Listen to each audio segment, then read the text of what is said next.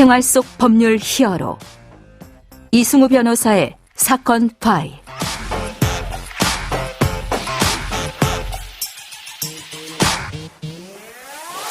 안녕하세요. 사건 파일 이승우 변호사입니다. 각종 사건 사고에서 여러분을 구해드리겠습니다. 오늘 열어볼 사건 파일은 처방 마약 관련 사건입니다.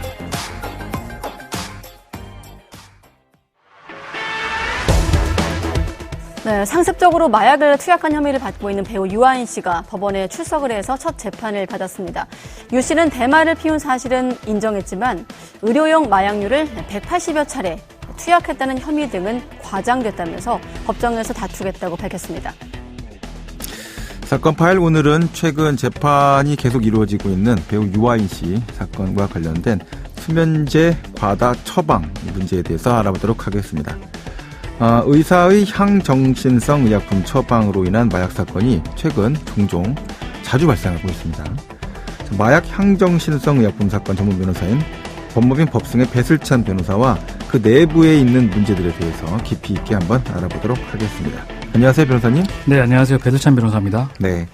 자, 이제 오늘 배우 유아인 씨 관련된 사건을 통해서 이제 우리가 청취자분들과 같이 알아볼 어떤 포인트가 무엇인지를 좀 한번 짚어주시죠.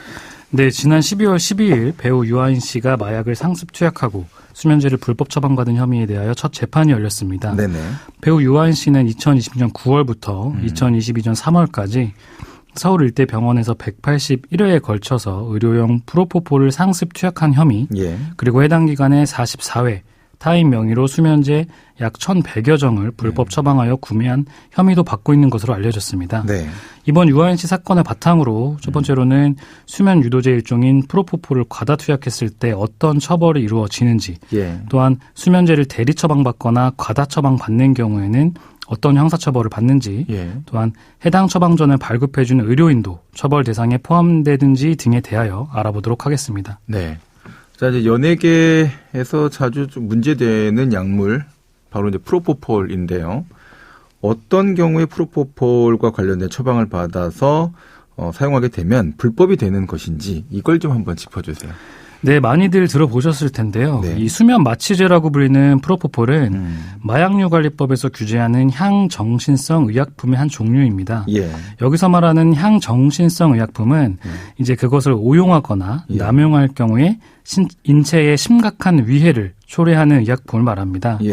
이렇게 향정신성 의약품인 프로포폴을 처방전 없이 투약하는 경우나 또한 처방전이 있더라도 의료용이 아닌 목적으로 투약하는 경우 모두 이 마약류관리법에 의해 형사처벌 대상이 되는데요. 구체적인 처벌 수위를 설명드리면 처방전 없이 프로포폴 투약하는 경우나 의료용이 아닌 목적으로 프로포폴을 투약하는 경우에는 마약류관리법에 따라 5년 이하의 징역 또는 5천만 원 이하의 벌금형으로 처벌을 받게 됩니다. 네네. 또한 처방전 없이 프로포폴을 투약시켜주거나 처방전이 있더라도 의료용 목적이 아닌 이유에서 프로포폴을 환자에게 투약한 의사의 경우도 마찬가지로 마약류관리법에 따라 5년 이하의 징역 또는 5천만 원 이하의 벌금형으로 처벌을 받게 됩니다. 네, 그 대장 내시경 할 때 저도 프로포폴을 한 2번 정도 맞아본 것 같은데 의식이 완전 차단되고 깨어나도 한참 동안 멍한 상태가 되거든요. 이건 이제 사실 맞으라고 해도 맞기 싫은 그런 거예요. 네. 내시경 하니까 아플 것 같아서 맞았지만. 자, 이제 유아인 씨 같은 경우에 프로포폴과 함께 수면제 과다 처방도 받았는데 이게 아무 수면 장애가 있어서 이런 일들이 있었지 않았을까 이런 생각도 좀 들기도 하고 어떤 문제가 되고 있는 겁니까? 네, 우리가 수면제 일종으로 흔히 알고 있는 졸피뎀, 알프라졸람, 디아제팜 등도 이러한 향정신성 의약품에 해당합니다. 네네. 따라서 당연히 마약류 관리법에 의한 규제를 받게 되는데요. 배우 유아인 씨의 경우에도 졸피뎀 등의 수면제를 타인 명의를 이용해서 44회에 걸쳐서 1,100여 정을 불법 처방받은 혐의로 재판을 받고 있는데요. 네네. 이 수면제에 대한 의존성이 높아지는 이유를 살펴보면 우선 수면제는 뇌신경에 대한 전기 자극을 줄여서 뇌가 흥분하지 않도록 하는데 이러한 효과로 수면 장애를 겪고 있는 사람들에 대해서 보다 편하게 잠을 잘 수 있도록 해줍니다. 그렇군요. 또한 수면제의 의존성이 높아지는 숨겨진 이유 중에 하나는 수면제가 뇌신경의 일부를 자극해서 도파민 분비를 증가시킨다는 것입니다. 네네. 네, 흥분성 약물만큼 반응이 강하진 않지만 어느 정도의 흥분이나 쾌락 등을 유발하여 충분히 중독에 이를 수 있고 이러한 기본을 느끼기 위해 수면제를 과다 처방받게 되는 것입니다. 하지만 앞서 말씀드렸듯이 수면제 또한 향정신성 의약품에 해당하기 때문에 만약 처방전 없이 수면제를 투약하였다거나 수면제를 대리 처방, 과다 처방하여 투약한 경우에도 마찬가지로 마약류관리법에 의하여 형사처벌을 받게 됩니다. 수면제를 이렇게 많이 처방받아서 복용하게 되고 프로포폴 복용하게 되면 약효가 제대로 있을까도 좀 걱정되긴 하는데요. 자, 수면제를 이렇게 과다하게 처방해주면 의사는 처벌을 안 받습니까? 네, 아닙니다. 수면제를 과다 처방해준 경우에 처방전을 발급해준 의사 또한 마약류관리법에 따라 형사처벌을 받을 가능성이 있습니다. 네네. 우리 마약류관리법 제30조에 따르면 마약류 취급 의료업자는 환자의 투약 내역을 확인해보고 만약 과다, 중복 처방 등의 오남용이 우려되는 경우라면 처방이나 투약을 하지 않을 수 있는데요. 만약 마약이나 향정신성 의약품에 대한 오남용이 우려되는 경우에도 이에 대한 처방전을 발급해 주었다면 해당 의사 또한 마약류관리법에 따라 5년 이하의 징역 또는 5천만 원 이하의 벌금형으로 처벌을 받을 수 있습니다. 이게 기준이 없으면 사실 오남용 우려에 대한 판단을 하기가 쉽지가 않을 것 같아서 그 대법원 양형 기준처럼 그 약물 처방할 수 있는 연간 한도나 이런 것들은 어느 정도는 좀 최대치 이런 걸 좀 부여해 놔야 되는 거 아닌가 뭐 이런 생각도 좀 들긴 하네요. 네, 맞습니다.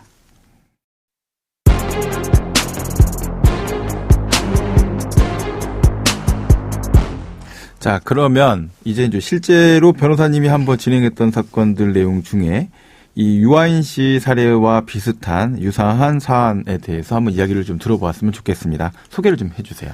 네, 실제로 제가 진행한 사건 중에는 수면제에 중독된 한 여성이 타인의 신분증을 이용해서 수면제를 과다 처방받은 케이스가 있었습니다. 네네. 이 여성은 자신이 처방받은 약을 잃어버렸다. 당분간 해외여행을 가게 돼서 미리 많은 양의 약을 처방받아야 한다는 등의 이유로 의사에게 많은 양의 수면제를 처방받았고 또한 타인의 신분증을 이용해서 타인인 척 속이고 수면제 처방을 받았습니다. 수사기관에서는 이제 의사가 수면제 오남용의 우려가 있음에도 이를 처방했다는 이유로 이제 마약류관리법 위반 혐의로 수사를 하게 되었는데요. 당시 제 의뢰인이었던 의사 입장에서는 이제 환자가 약을 잃어버렸다거나 당분간 해외여행을 가게 되었다는 등의 이런 환자의 말을 전적으로 신뢰하고 처방한 것이기 때문에 수면제 오남용의 위험성을 인식하지 못했다는 취지로 항변을 했습니다. 또한 중요한 것은 이 해당 규정인 마약류관리법 제30조 제2항 자체가 수면제의 오남용 우려가 있는 경우에는 처방하지 않을 수 있다라는 이 재량 규정이었기 때문에 이러한 재량 규정에 따라 의사의 판단 하에 수면제를 처방한 것에 대해서는 형사처벌을 하기가 어렵다는 주장을 펼쳤고 검찰에서는 다행히 무혐의 처분을 내릴 수 있었습니다. 지금 이 내용 관련돼서는 사안의 어떤 상황 자체는 이해가 되긴 하는데 너무 또 의사 재량에 다 맡겨놓는 거는 향정신성 의약품이 굉장히 위험하잖아요. 네, 맞습니다. 또 이렇게 대량으로 유통이 됐을 때 문제가 이분이 그냥 중독 상태인 것까지는 그래도 1차 피해만 발생하고 끝나니까 그렇긴 한데 2차 피해로 이 약물 처방의 대상이 되지 않는 제3자한테 약을 나눠준다든지 판매하는 분들도 또 있잖아요. 네, 그런 문제가 되니까 더 심각한 문제가 되고 있는 것 같아서 이 점과 관련돼서는 조금 보건복지부에서 좀 관심을 좀 가져보실 필요가 있지 않나라는 생각이 좀 들긴 합니다. 자, 이제 오늘 배우 유아인 씨 관련된 법적 쟁점 관련돼서 이제 우리가 자세하게 알아봤는데요. 전문 변호사로서 법적 조언을 좀 정리해서 해주시면 좋겠습니다. 네, 과거에 비해서 최근에 마약이나 향정신성 의약품 등을 쉽게 구할 수 있게 되었고 이 수면제나 식욕 억제제 등의 향정신성 의약품을 처방받는 경우가 많아지면서 약물 의존성도 매우 높아졌습니다. 이와 같은 수면제 오남용 또한 처방받은 수면제를 다른 사람에게 제공하거나 판매하는 행위 또한 마약류관리법 위반 행위에 해당하게 되는데요. 이 최근 마약 범죄에 대한 처벌 형량이 일반 범죄들에 비해 매우 높게 규정되었기 때문에 각별한 주의가 필요합니다.